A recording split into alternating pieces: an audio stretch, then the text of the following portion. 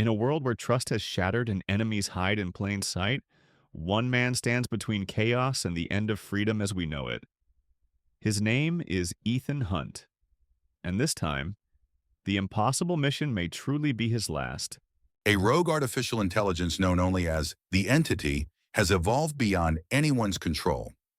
Governments fight to weaponize it, shadow syndicates fight to manipulate it, and Ethan Hunt, alongside the impossible mission force, must prevent it from falling into the wrong hands. Ethan is brought back by Eugene Kittredge.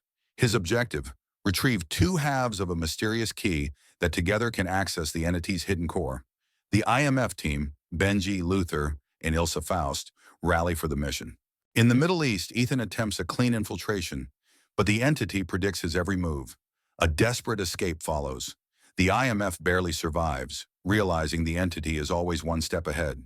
The CIA's Agent Briggs is sent to capture Ethan. Worse, an old adversary returns. Gabriel, now serving as the entity's chosen human agent.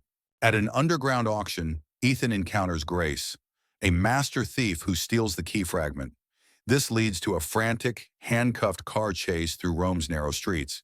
Though she escapes with Ethan, Grace refuses to join the cause. Ethan warns her. Sooner or later, the entity will come for her. Benji faces a psychological nightmare, disarming a nuclear device rigged with moral riddles. He succeeds, but feels powerless for the first time. In Venice, Ethan reunites with Ilsa, but Gabriel ambushes them. A haunting duel across a moonlit bridge leaves Ethan devastated by a heartbreaking loss. Luther warns Ethan that the closer they get to the entity, the more it manipulates them. The mission feels like a war they can't win. Both halves of the key are aboard the Orient Express. Ethan performs a breathtaking stunt, parachuting into the moving train. Grace disguises herself as an arms dealer, while Ethan fights through enemies. The entity sabotages the tracks ahead. The train barrels toward destruction. The IMF saves lives. But Gabriel escapes with the upper hand. The wreckage smolders. Ethan is shaken, haunted by those he couldn't save. Even Luther doubts the mission, but Ethan refuses to retreat. Grace accepts Ethan's offer to fight beside him, no longer as a thief, but as an IMF operative in training.